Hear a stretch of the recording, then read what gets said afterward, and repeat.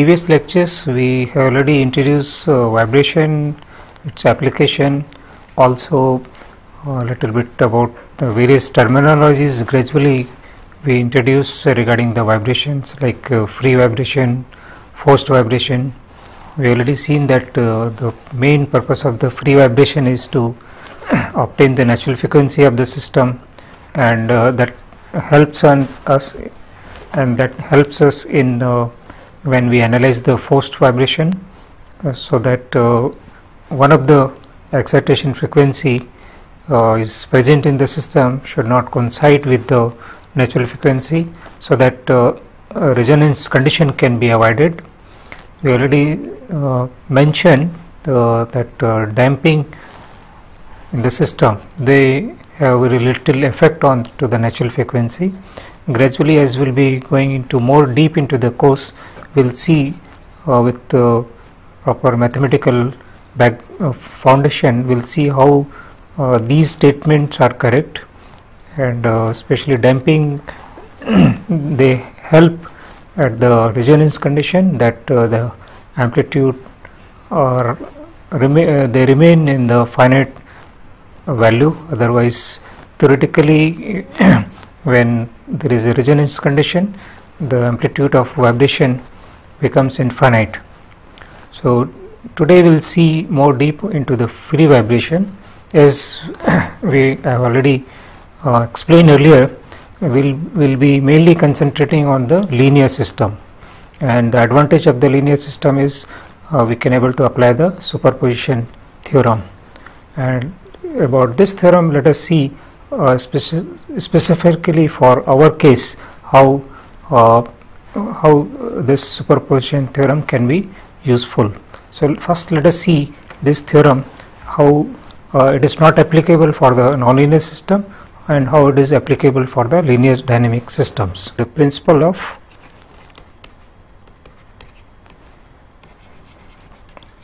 superposition. Let us say we have one dynamic system, a differential equation like this, and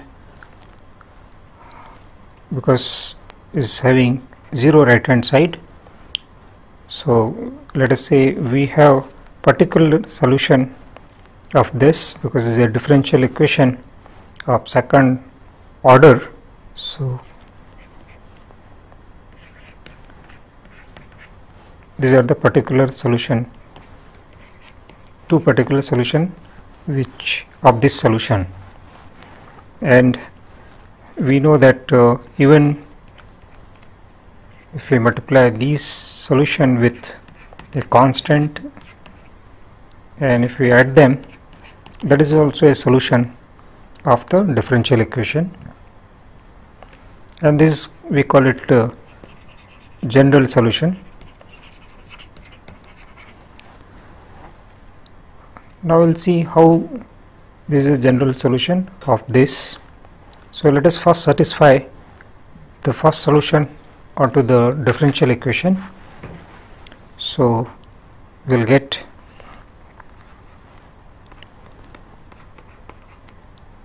this, then we have second term, and so this is we have satisfied the first solution. Similarly, we can able to satisfy the second particular solution. So we will get this. Here dot represent the time derivative. So these two equations we got. If we multiply the first equation with C1 and second equation with C2, and if we add them, we will get a equation like this. This is the first two terms, then we have this second terms with the first derivatives, and this is the second derivative, the second term of with first derivative, and so in this case we just multiplied the first equation with C1 and second equation with C2 and we added. So you can see that the solution, the general solution which we assumed of this form, if we substitute this directly in this equation, means if we substitute this directly on this, we'll get exactly the same equation as this. That means this is also a solution of the original differential equation. This is for the linear system, because you can see that all the terms of x, they are having no other power than 1. So if we have some differential equation in which we have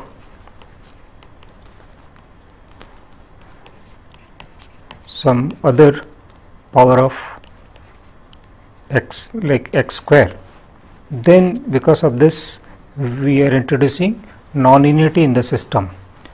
Nonlinearity can be there in other terms also, like velocity or acceleration, but in this particular case we are considering the nonlinearity in the this x. To simplify our analysis, let us take only two terms, these two, and because this is a second order differential equation, so let us say we have these are the two particular solution of this equation, and if they are solution of these equations, this equation we can satisfy them. This is the first solution we have satisfied. Second solution,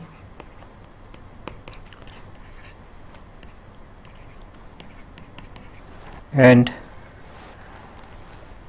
if we add them, these two, as we did previously, let us say those constants we are taking unity here, C1 and C2,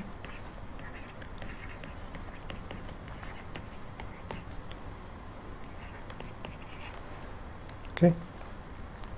So you can able to see that the general solution which we get from these two, phi 1 and phi 2, if we want to substitute this directly here in this equation, then this term will give us the square of this, but here you can see there is not square of that. One term is missing, that is 2 phi 1 phi 2. If we were there here, then we could have got phi 1 plus phi 2 whole square. So this particular equation which we are getting from these two, we are not getting from the general solution. That means we are not able to use the superposition theorem here, and because of the nonlinearity this problem is coming, and we need an extra term to satisfy this condition. So you can see that how the nonlinear system create problem of using the superposition theorem here. Now let us consider a more simple vibration mathematical model in which we will be considering a mass which is suspended by a spring and a damper. I will talk a little bit more about dampers a little bit after some time, but at present let us first see the representation of this particular model, in which we have one mass is there which is suspended by a spring, the stiffness of that is K, and there is a damper which is used to dissipate energy from the system, especially the kinetic energy dissipation take place with the help of this damper. And generally these springs, they give spring force, that is Fs, which is given as the stiffness of the spring, and the displacement which we are giving to this particular mass. So whatever the extension or compression of the spring is taking place, the force will be changing proportional to the displacement, because this stiffness is a constant for a particular spring. Similarly, this is the spring force. Similarly, the damping force,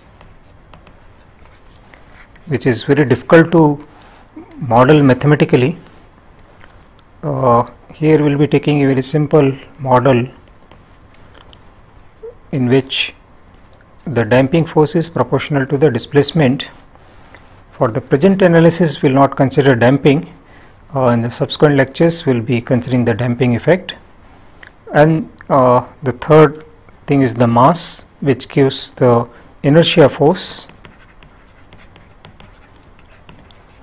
So that inertia force is proportional to the acceleration.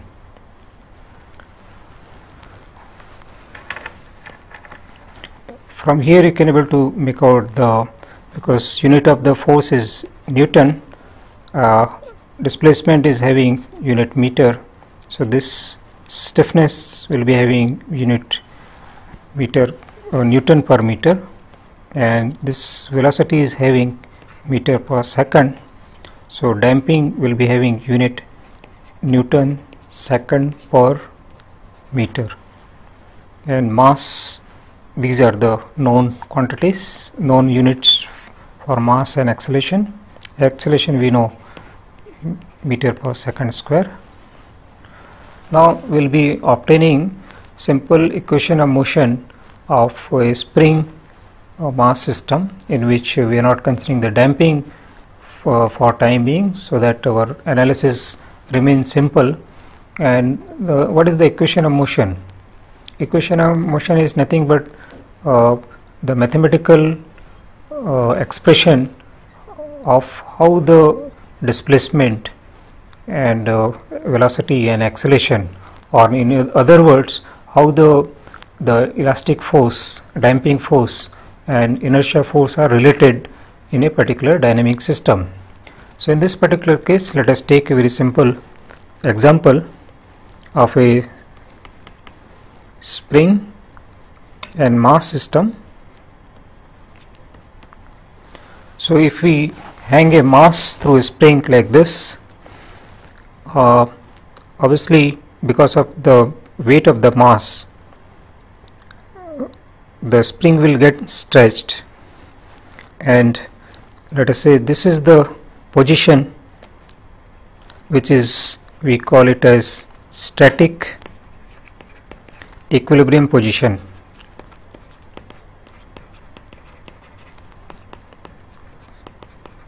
At present this mass is not oscillating, it is static, but because of its weight the spring has some extension.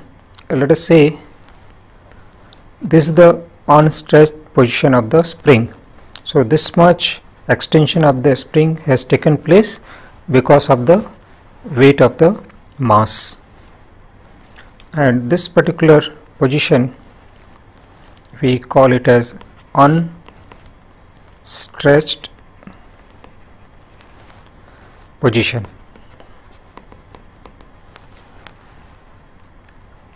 So if we take the free body diagram of this mass, which is at present not oscillating, it is just in static equilibrium, will be having mass into g, so weight of the mass acting downward, and because of the extension of the spring we will be having k into x spring force, which will be acting upward. So from here, from force balance, we can able to see that k delta is equal to mg. Now what we are doing, we are giving a disturbance to this particular mass, so that it get displaced from its static equilibrium position by some displacement x. So this is the static equilibrium position. We are giving a displacement to the mass of xt, and this is the spring. Okay, so now mass is having up and down motion, and for this particular time instant it has occupied this position.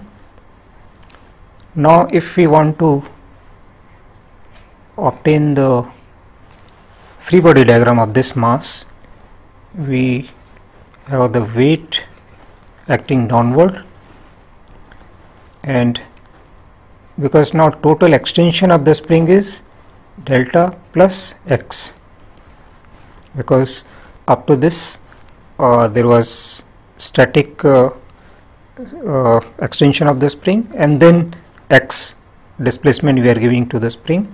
So total spring force will be k delta plus x, and because now this particular mass is having motion, so it will be having velocity and acceleration component also. So now we can apply the Newton's law to obtain the equilibrium equation of this. Newton's second law, it states that sum of all the external force which is acting on the body will be equal to mass into acceleration of the body. So what are the forces acting? You can see that we have taken downward direction as positive direction for displacement. So same convention will be using it. So external force mg is acting, which is in the direction of x. This force, spring force, is acting upward, that is negative direction of the x. So we'll put the negative sign here. No other external force is acting on this, should be equal to mass of this object into acceleration.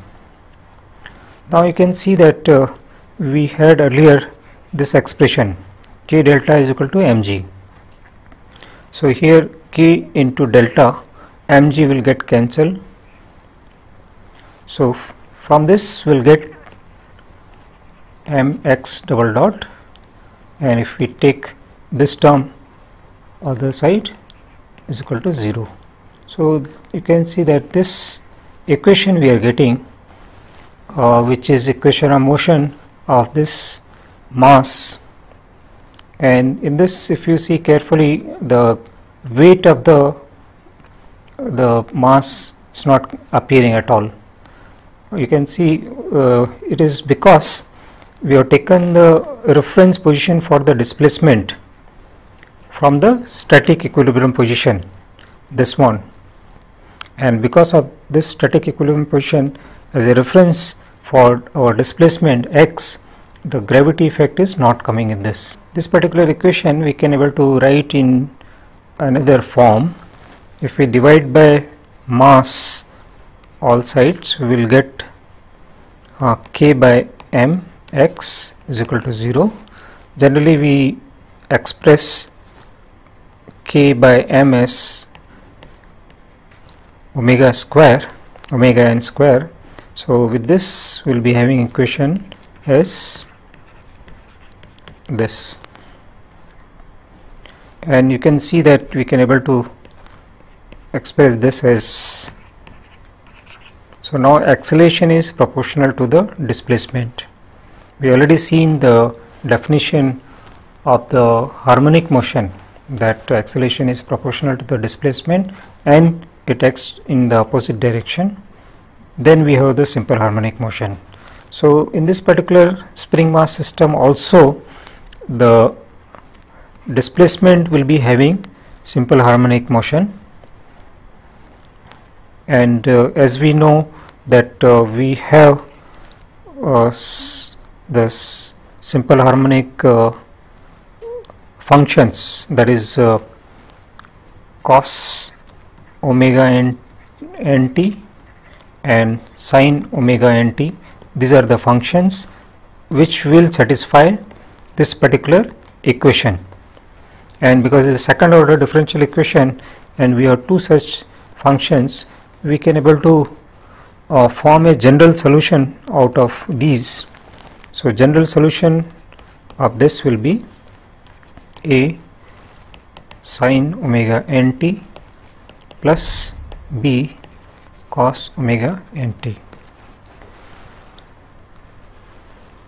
and omega n, as we have seen earlier, that is the frequency of oscillation of the mass, and here two constants are there, A and B, that we need to obtain through the initial condition. So initial conditions, we can have displacement at time t is equal to 0 and velocity at time t is equal to 0, or if we want to have general solution, if non-zero terms, so we can express this as x naught and this as v naught. So if you substitute for this, maybe you can first take the derivative of this once, so that we can get the velocity component also.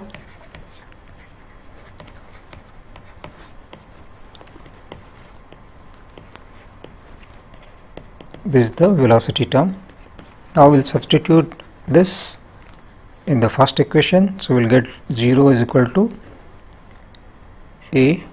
this is x naught equal to A sine becomes 0 plus B cos 0 becomes 1. So here, from here we are getting B is equal to x naught. Then this, if we substitute in the second equation, we will get V naught is equal to omega n A, this becomes 1 minus B, and sine is 0, so 0. So from here we can get the A as V naught by omega n. So we got these two constants. We can able to substitute this in the original equation here. This quantity is nu naught by omega n, and this is x naught. So that means we can able to write our solution as nu naught by omega n sin omega nt plus x naught cos omega nt. So this particular solution we have obtained. There is a general solution. By this we can able to obtain the motion of the mass. Any initial disturbance we are giving to the mass in the form of velocity and displacement, how that particular mass execute the motion can be obtained using this expression. And another form of this particular equation we can able to express like this. So if we write x cos phi as x naught and x sin phi as nu naught by omega n, then we can able to express xt as capital X cos omega n t minus phi, because we know that if we expand this, this gives us x cos omega n t cos phi plus sin omega n t sin phi. Okay, so if we substitute these quantity, this is here and this is here, that will be same as this expression, and here x is given as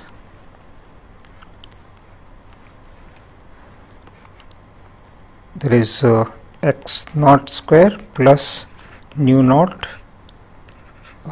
v naught divided by omega n square, and phi as tan inverse of the velocity, initial velocity, omega n initial displacement. As we know that sine and cosine functions, they repeat after every 2 pi radians. So from this we can able to get the frequency of oscillation of the mass. So we have, there is circular frequency into the time period is equal to 2 pi for the sine and cosine functions, which we have in the response. Xt we have expressed in the previous case in terms of the sine and cosine functions. So from here you can see that t can be written as 1 by omega n, and previously we have defined omega n square as k by m. So here if we substitute, we will get 2 pi root k by, this will be m by k, and this is in the second, unit will be second. Similarly, frequency can be given as inverse of this, so that will be 1 by 2 pi root k by m, and that will be in the cycle per second or hertz. So this is the unit of the frequency, and you can see that k by m we can able to replace in other terms. If we go back to the previous slides, we had the relation k delta is equal to mg. So this can be expressed as k by m, that will be equal to g by delta. So this expression we will be writing here, that will be 1 by 2 pi g by delta. So frequency is given like this. So you can see that the frequency depends upon the static deflection. Delta is the static deflection of the mass. So we have seen in the expression that frequency of the mass depends upon the system property, the stiffness, and the mass itself, and the stiffness changes with the system. It is not a property of the material as such directly, but if we have different systems, if we have beam or we have other kind of springs, so natural frequency will be changing with the depending upon what kind of system we are considering. Whatever the analysis we have done for a simple spring mass system, for single degree of freedom system, this is valid for a large class of dynamic system having single degree of freedom. We will see some of the example how this particular the relations which we have generated can be used for different systems. So let us take one system in which we have a spring K1 and there is another spring K2 is attached below that, and mass m is attached here. So this particular system, if we want to obtain the natural frequency of this system, what we can do, we can find an equivalent stiffness and mass, and if we can obtain this equivalent stiffness, this particular relation which we generated, we derived earlier, can be used. In place of k, now it will be k equivalent. and we know that these two springs are connected in series, so their stiffness, equivalent stiffness, will be given as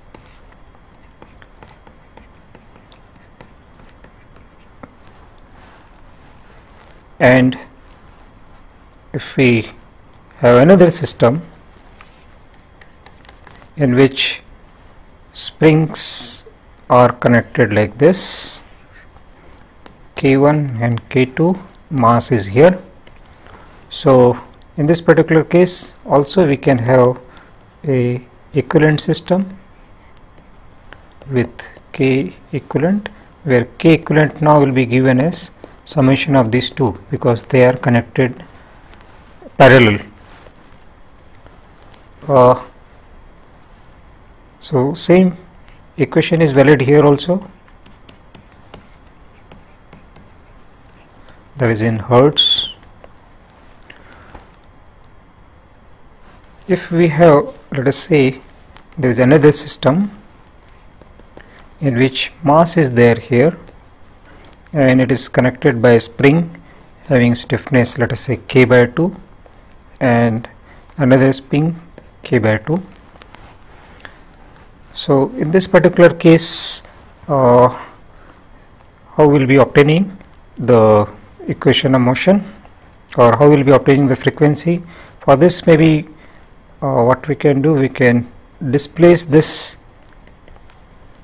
mass from its static equilibrium position. We are assuming that this particular position is the static equilibrium position.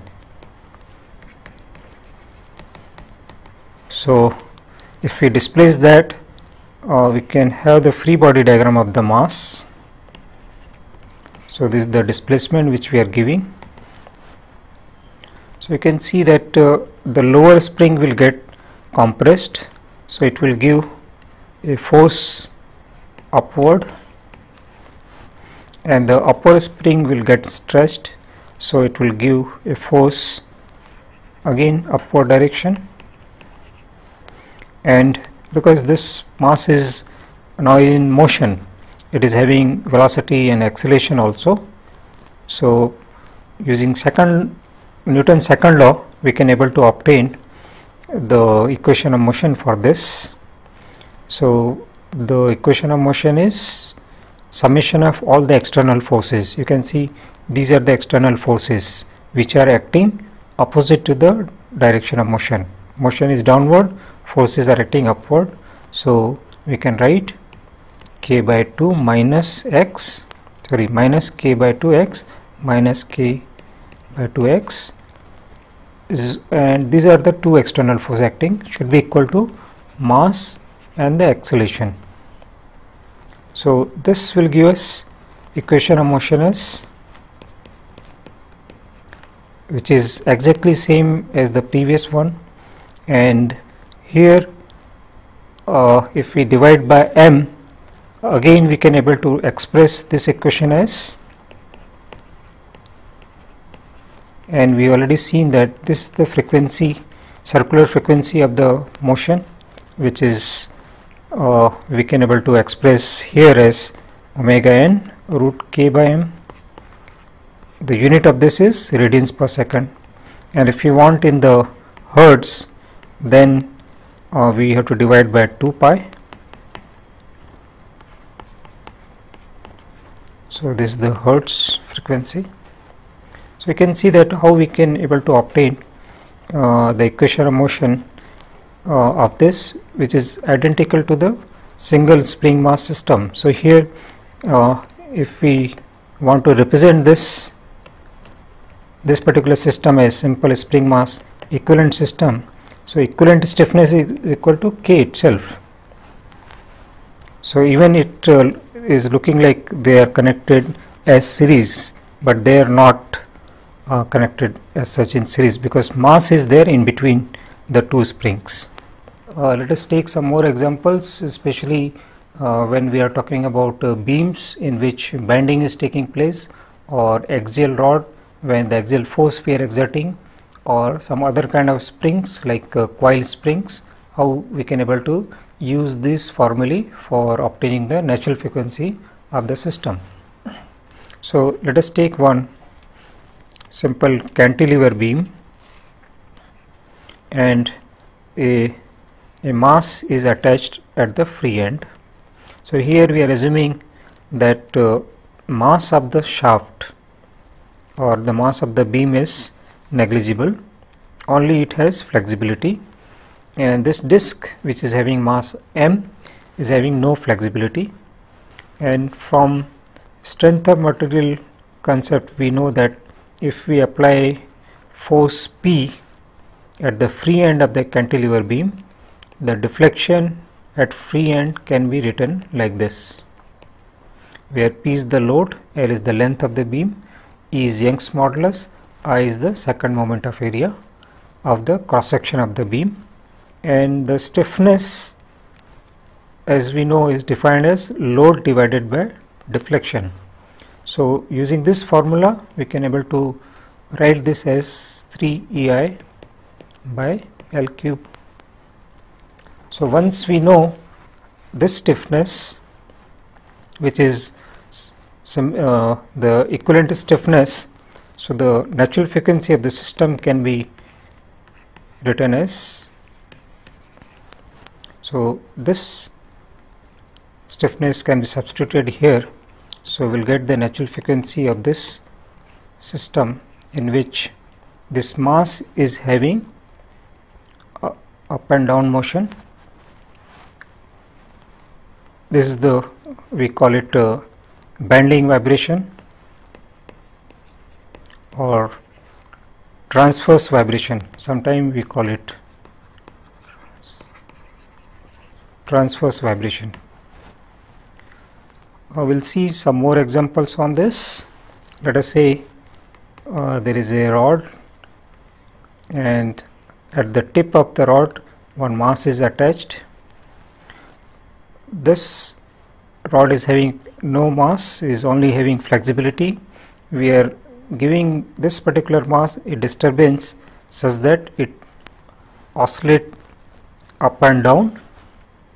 For this particular case, we know from strength of material that if we apply axial force to this particular rod, the deflection of the rod is given like this,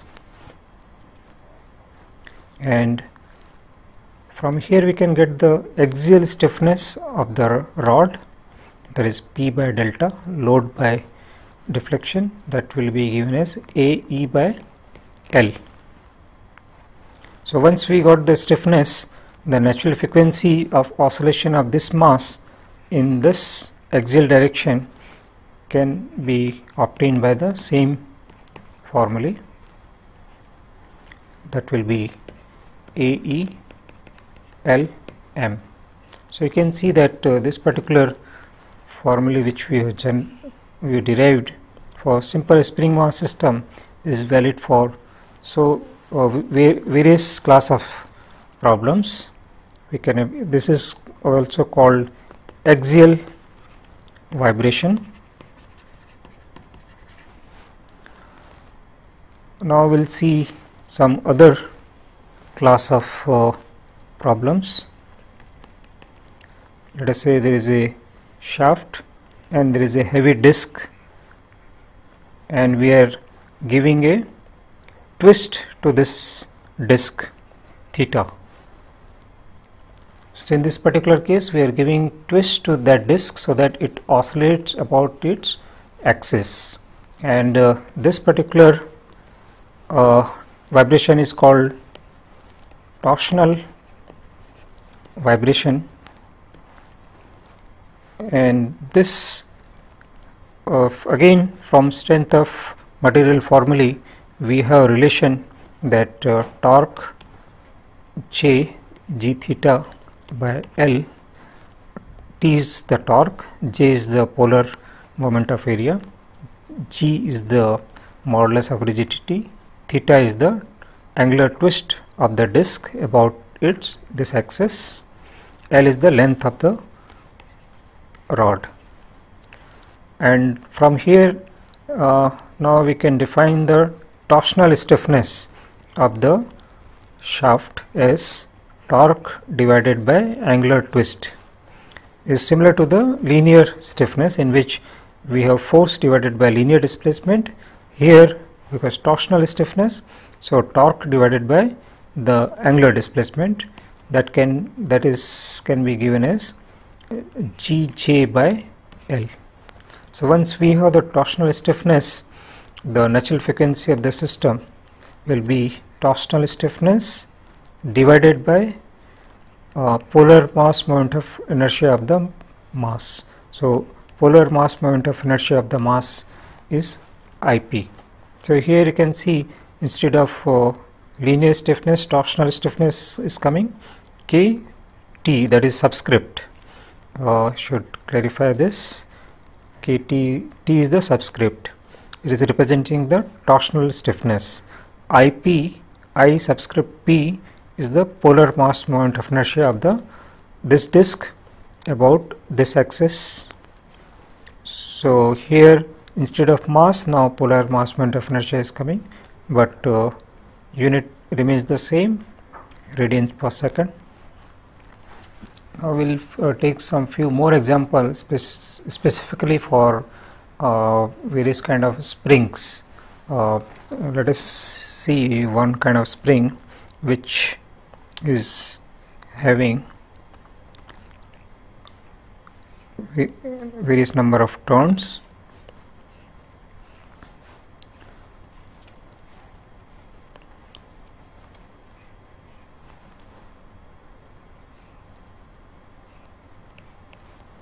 And this spring, if we are stretching it, so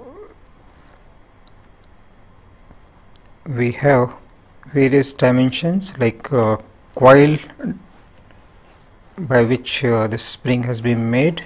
The diameter of that is small d. The mean radius of the spring is 2r, and for this we know that the stiffness is given in terms of this geometry, and the n is the number of turns in the spring.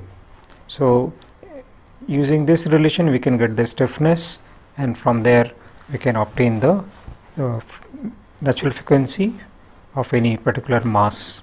Another kind of spring which we deal with the coil spring, which is something like this, which generally we used earlier days in watches.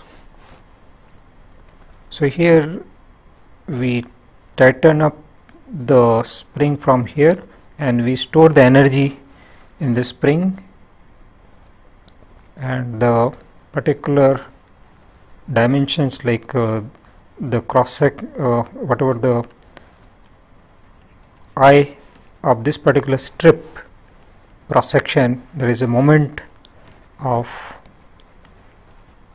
inertia of cross section area,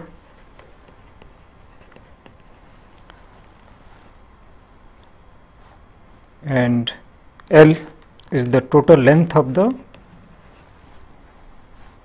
strip. So with this dimension we can able to obtain the stiffness of this as EI by L, and once we know the stiffness we can get the natural frequency of the system. If we have some mass here having polar mass moment of inertia, we can able to know how much torsional natural frequency it will be having if it is having oscillation about this point. So oscillation about this point will be, that is will be expressing as a theta. Now let us say we will consider a most simplest form of the mechanical system which has oscillation, that is a pendulum. We will obtain the equation of motion of a pendulum, Actually, this equation of motion of pendulum in general form is a nonlinear equation. We will see how this nonlinear terms comes and how we can able to linearize those equations, because we know that solution of the nonlinear equations are difficult. So, we will be linearizing those equations and we will be obtaining the natural frequency of the linear system. So, let us take a very simple example of a pendulum. This is the general position of the pendulum. The weight of the pendulum, the bob is acting here downward.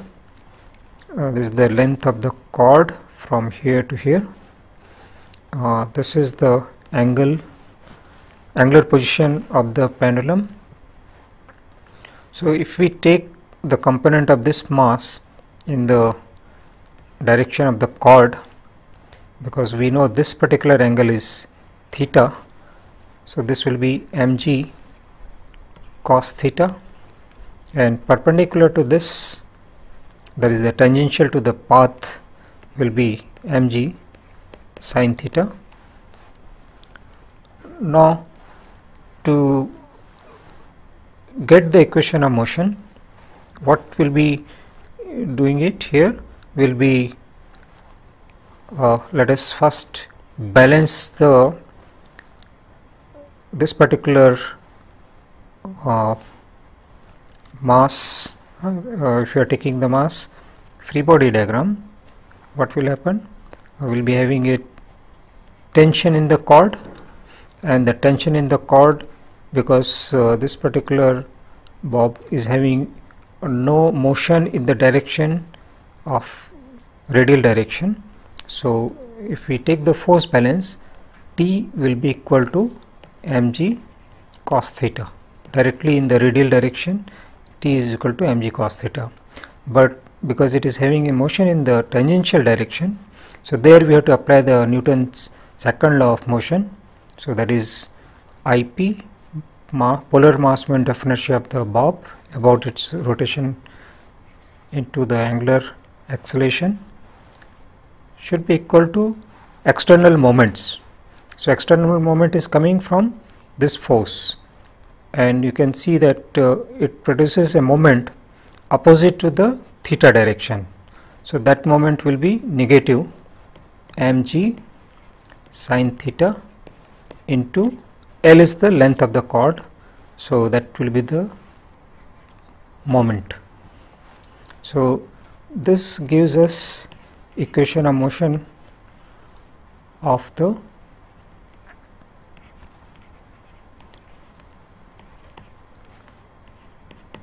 pendulum, and you can see that this particular term, which is sin theta, is a nonlinear term, because the sin theta can be expressed in terms of theta in polynomial form. So, obviously, it will be having higher degree terms of theta. So, this is a nonlinear term, and the solution of this is just too impossible. So, what we assume that theta, whatever the displacement we are giving to this pendulum, is small, and if theta is small, then sin theta can be approximated as theta. So, if we do this equation reduces to, we will go to the next slide, Ip theta double dot plus mgl theta is equal to 0. So, you can see this equation is having similar form as we had earlier for spring mass system, and now omega n square is this. So, this is the natural frequency of the pendulum, or we can able to simplify, because Ip we know that will be m into L square, because radius of gyration will be L, m is this. So, if we substitute this here, we will get omega n as G by L, which is in radians per second. If we want in cycle per second, we have to divide by 2 pi. To have better understanding of how to obtain the natural frequency of a particular system, especially for single degree of freedom system, now I will be taking another example. The example is in which we have one a rigid member like this. At the end of that, one spring is attached and mass is suspended. The stiffness of this is K2. There is another spring here having stiffness K1. The length of the rod from here to here is L2 and total length is L1. Now we are interested in finding the natural frequency of this particular mass if we give some disturbance to this. We are neglecting the mass of this particular member. We will be neglecting the mass of this particular member, and this is rigid. There is no deformation of this particular member.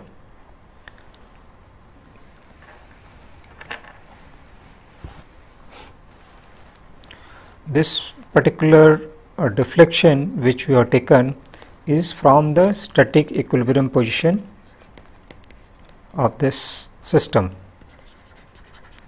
That means we are allowing to deform these springs to the extent possible due to the gravity, and then whatever the position of the mass is there is our reference point for measurement of the displacement x, which is time dependent. So this mass will be oscillating about its mean position. This static equilibrium position is basically mean position of oscillation of this mass.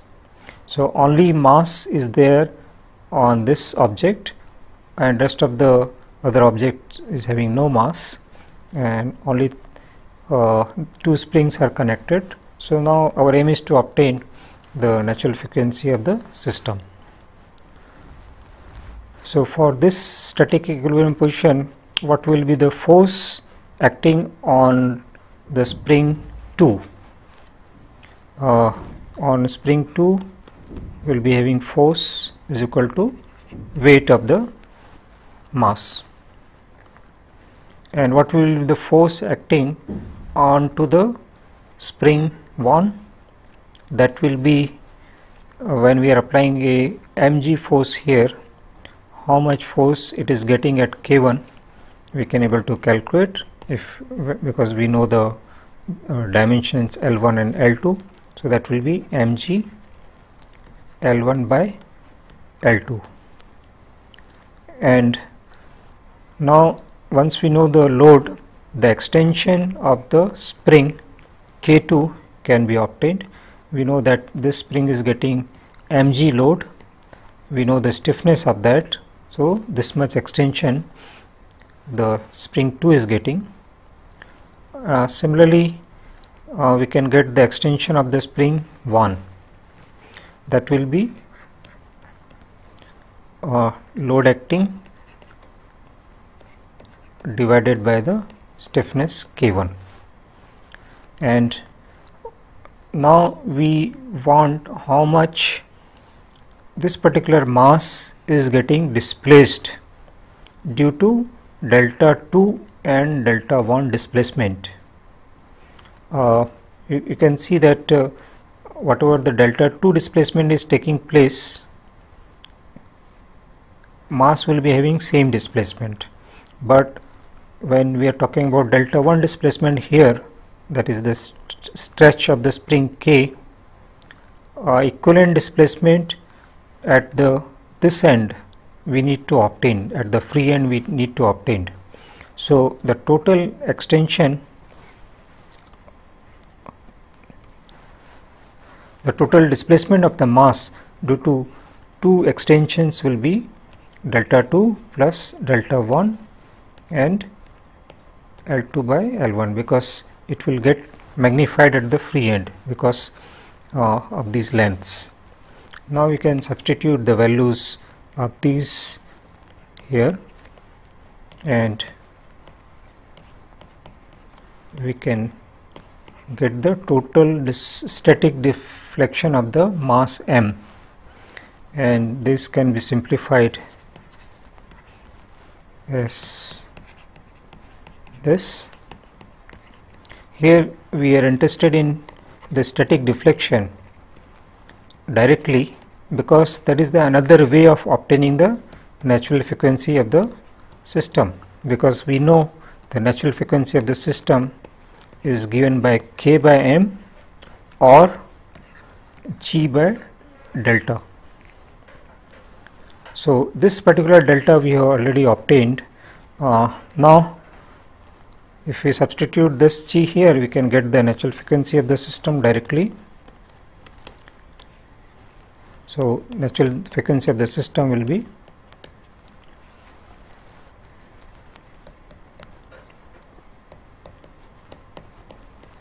this.